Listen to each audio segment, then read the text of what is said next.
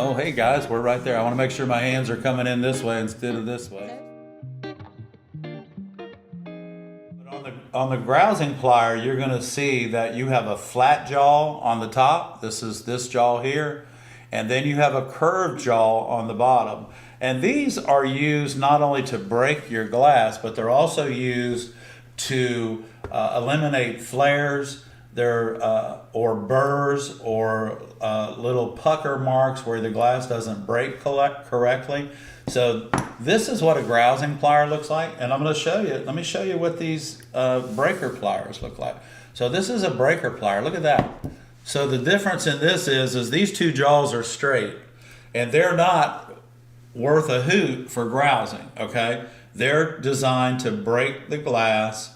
And also, you can also pinch away little ears if your glass runs off to the side because you've skipped or you ran into a pothole and it didn't break correctly. This is a really nice plier here.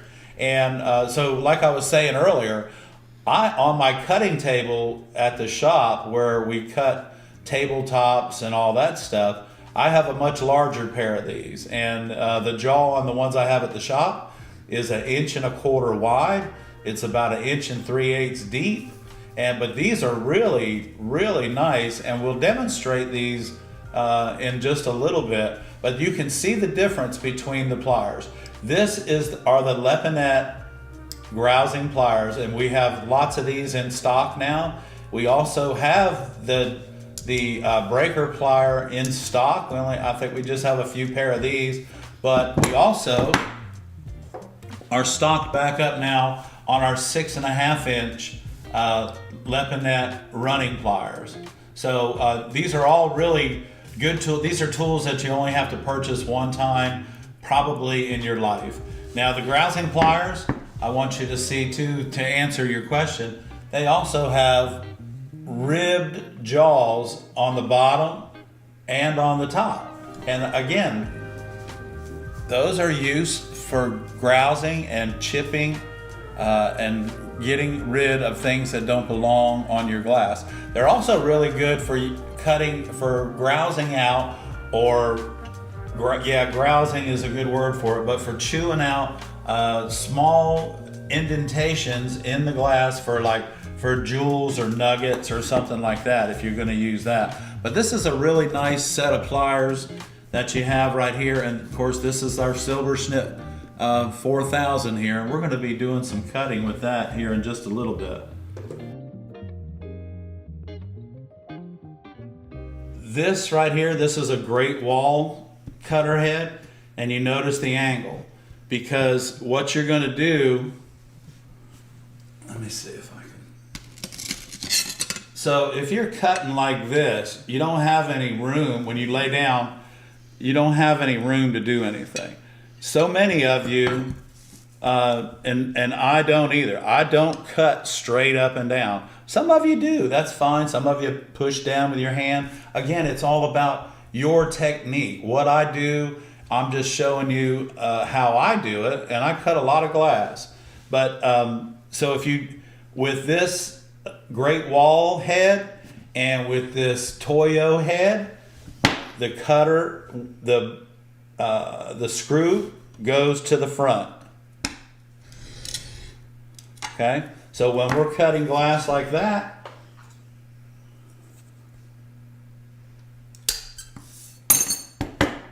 you want to make sure that that is on the top when you're using a Toyo or a Great Wall or anything like that. The Silver Snip, y'all, that angle, and the screw is on the back side, and that screw should always face down or backwards to you, not at you, but to you.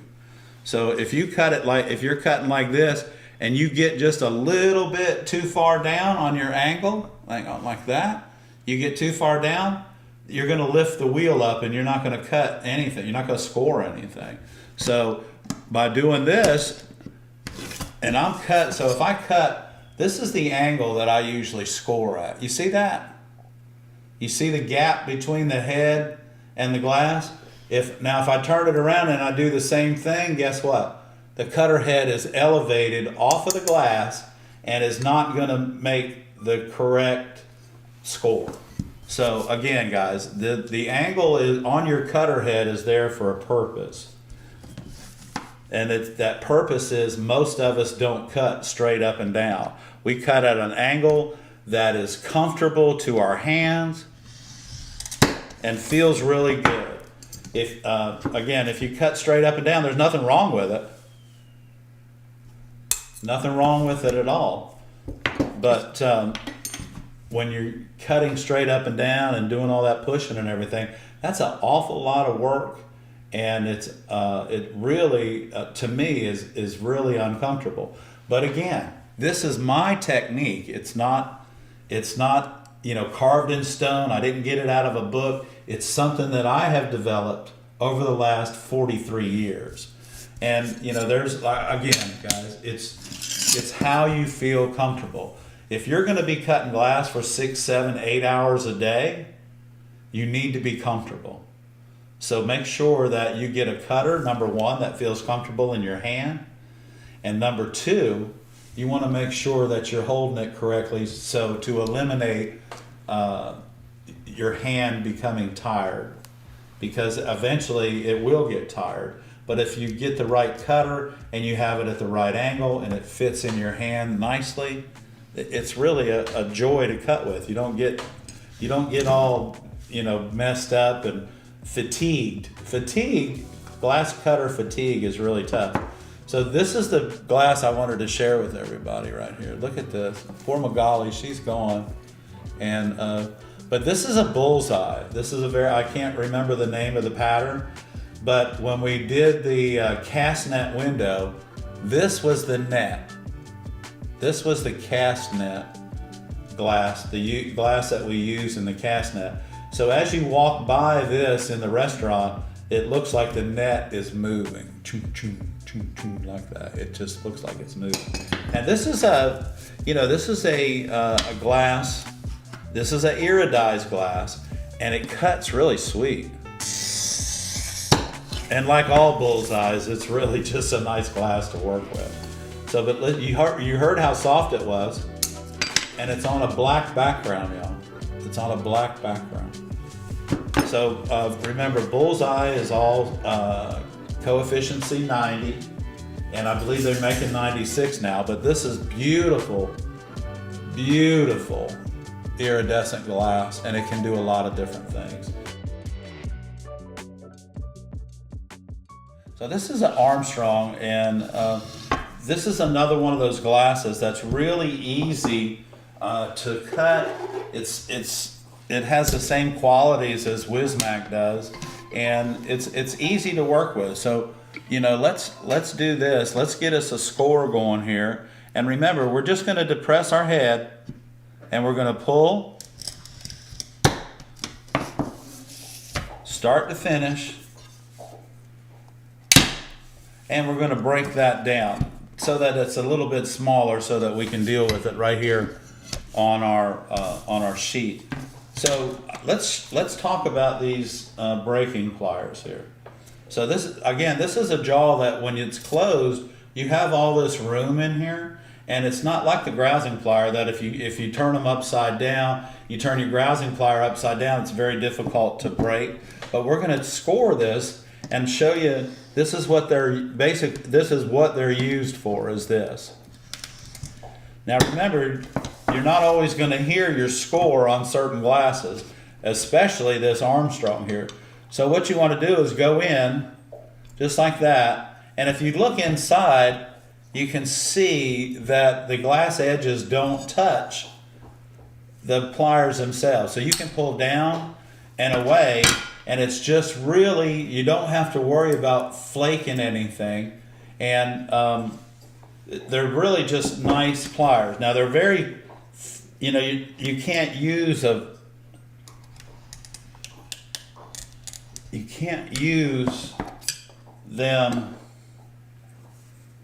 when you've got something so small. And this is going to be, this is pretty small too. But we would want to use our running pliers to break off 1/4 of an inch of this. However, if when you're scoring this, hang on. So I have my little trash can right here. We'll put this in a pile. So when you're scoring this glass, and again, you guys, I don't hear it. I don't know if you hear it or not, but I do not hear my score on this glass. But if I were to let this skip, okay,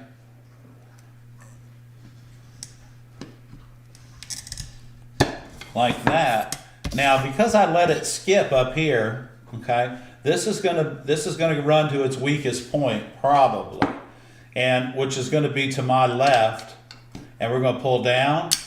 Okay, so see that skip right there? That's exactly what happened. Sometimes that'll happen to you guys, and that is called. Well, I did that intentionally, but because I want to show you what this plier is really designed to do. So we're going to take this and we're going to pull that down. Okay, so you see that right there? That where it goes out and out, and but there's a score there. These pliers, these braking pliers, go right on that edge right there.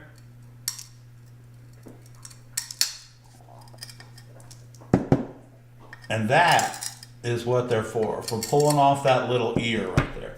And then your grousing pliers go underneath of that, and we'll turn them correctly. I always use my grousing pliers with the straight jaw on top, because I'm going to come underneath of this, just like that, and now I've got that straightened up. When I am scoring the glass, and I'm cutting a straight line, and this is from cutting large pieces of glass, 10, 11, 12 feet long, you can't push that, so you have to pull it. And you have to walk at the same time. It's kind of like patting your head, chewing gum, rolling your belly, and doing all those crazy things all at one time. But this is what I do when I'm cutting straight lines, and this is my best friend right here, my square.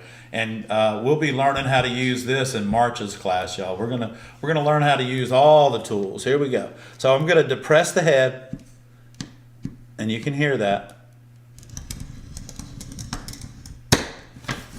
And what we're going to do, because I just pulled that, so this is the hot end, and we're going to take that, and I'm going to use my running pliers.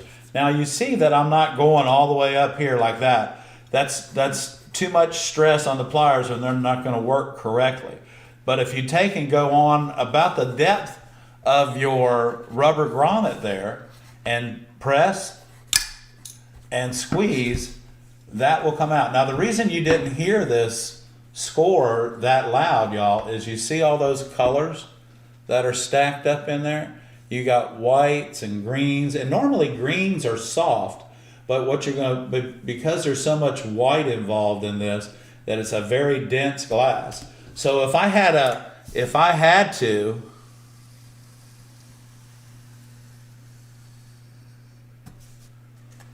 now this is the piece of glass that I want, okay? And we're just going to pretend I just laid my pattern on there, and I just traced this out. So that I can see this the way that I need to see it, we're going to push this. And then here we go. So you don't want to cut out here. This is your pattern. Your pattern is out here. The outside of your marker is out here, but your pattern line is on the inside. So you want to take your cutter and you want to stay just against that black line. Remember, that black line is your pattern. If you're going to cut on the outside of it, guess what? You're going to have to grind it at least by 1/16 of an inch. Where is the fun in that? Okay? There's no fun in that. That's just more work for you. So we're gonna start the run from here, because I just finished from here. On the hot side. I turned the glass around on the hot side. So here we go. We're gonna start a run. Let's listen for it.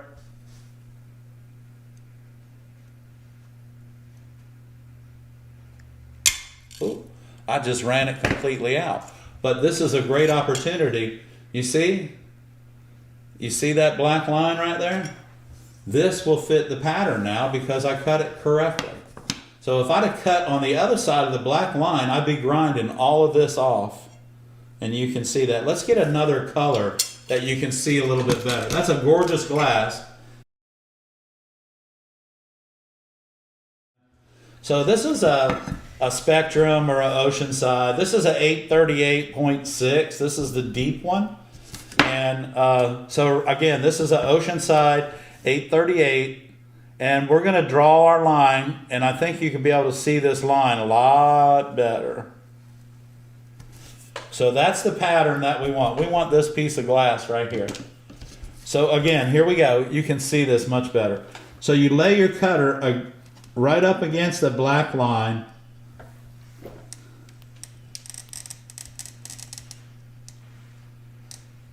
And you don't, this isn't a race, everybody. This is what you want, is you want to be able to score this glass, and you want to stay right up against that line so that you don't have to grind it so much. Good Lord. We just got to run. See that? So now I can come in here, and now our run is right here. So I'm going to stay behind my run. Don't go in front of your run, because then you're trying to break it in two directions. But if you get behind your run, my knuckle right here is going underneath of this, and I'm going to pull down, and it ran a little bit more. And now, because my knuckle doesn't extend like that, I'm just going to use my index finger, and I'm going to chase it a little bit further, and then we'll finish. So now what you see, when you're done cutting your pattern, that black line needs to be showing on the piece of glass you don't need. It doesn't need to be on this piece.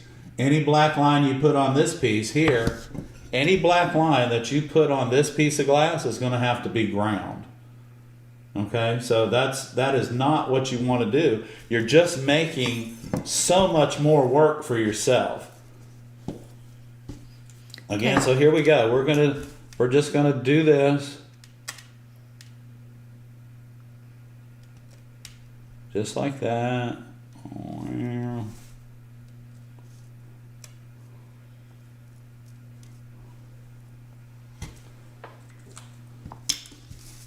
And now I want to keep this piece here. So we're just going to stay right against our black line. Just like that. Okay, we're going to turn this around.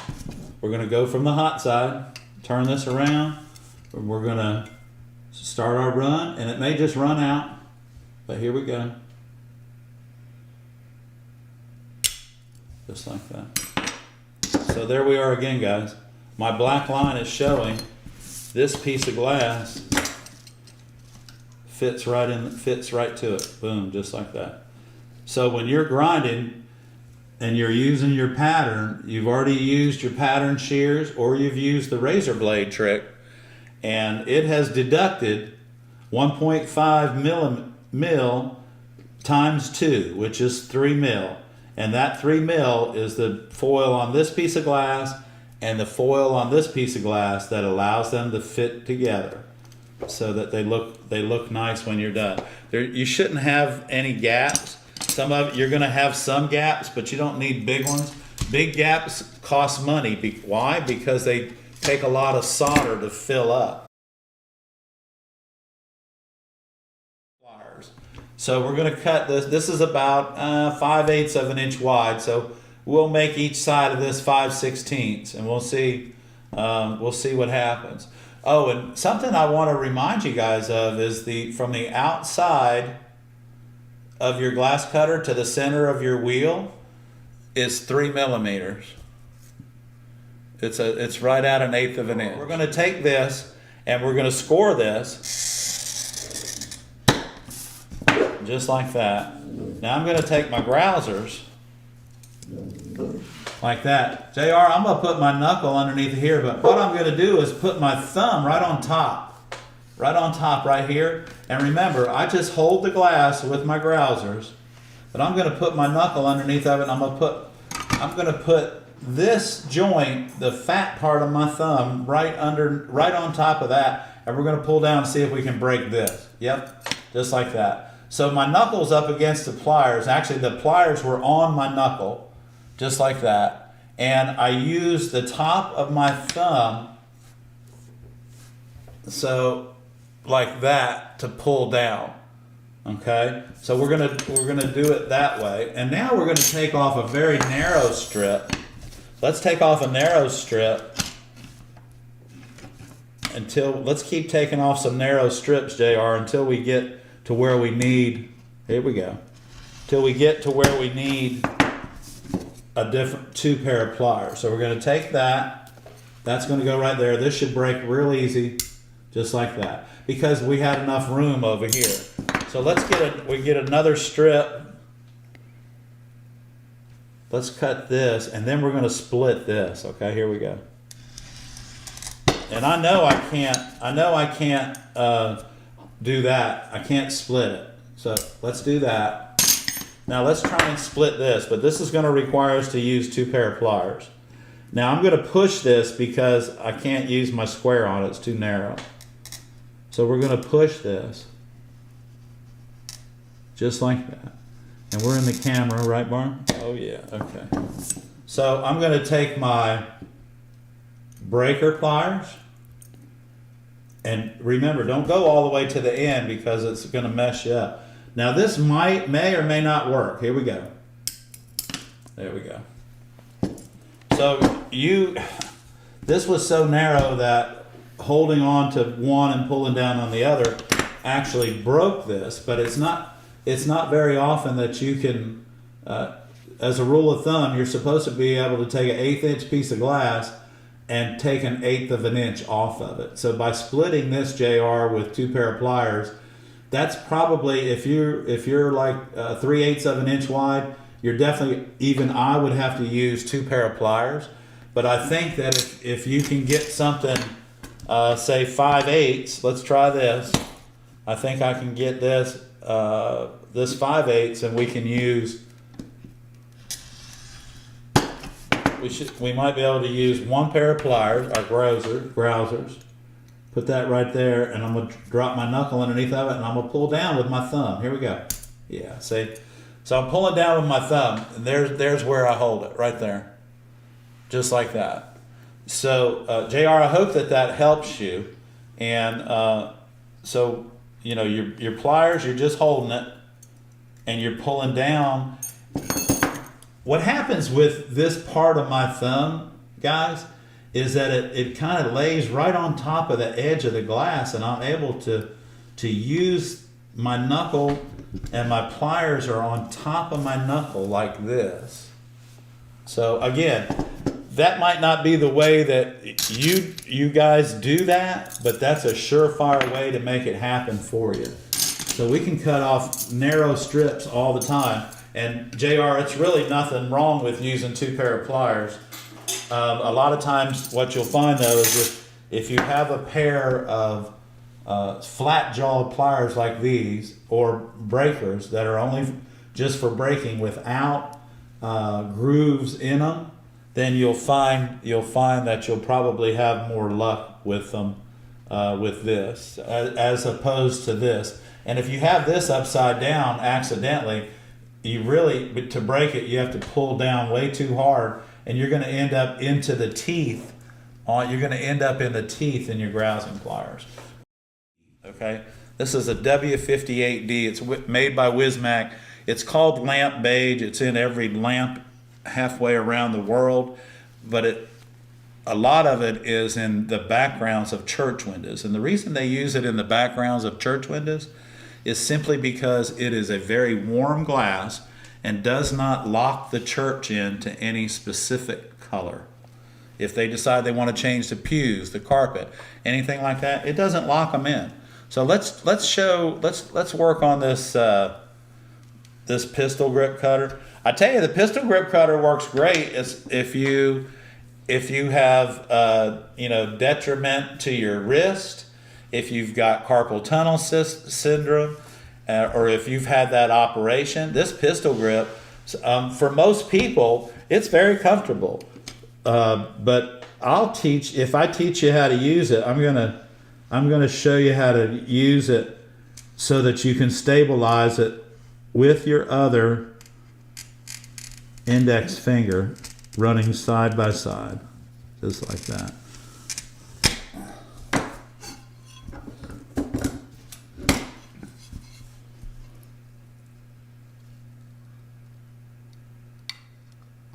So we got that to run, as I heard it. So let's flip it back over to this way, and let's get it started one more time,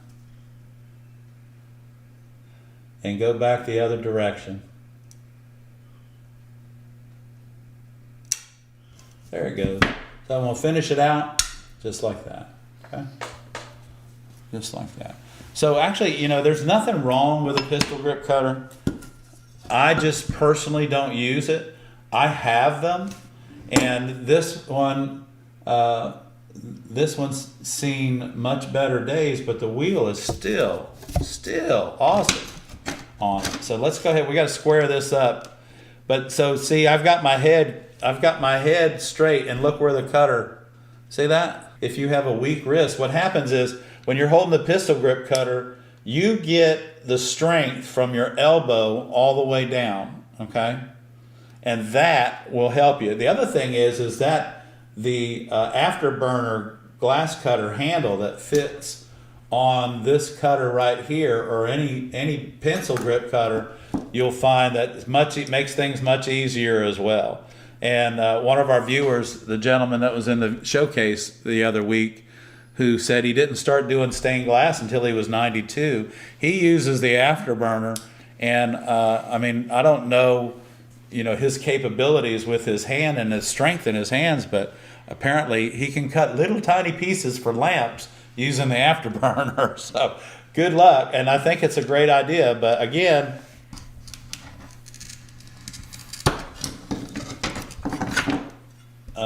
you should, if you do have a weak wrist, then try the pistol grip cutter. But I think you're going to find that if you use an afterburner handle, that it'll change it as well, and I think it'll be more comfortable for you. Okay. So when you're holding this is just very simple. It's not cumbersome. Does not get in the way. It locks itself down. We're going to depress our head. And now all of a sudden, all the weight, all the pressure from my forearm comes all the way down and sits right on top of this. Just like that. Yeah, we introduced this several weeks ago. We did? We did a live stream, and I think we have a couple shorts on it as well. I think we do. So, but now, y'all heard that. I went into 2 potholes and whatever this is, where they were trying to roll out the glass. So I'm kind of skeptical about whether it'll break or not, but here we go.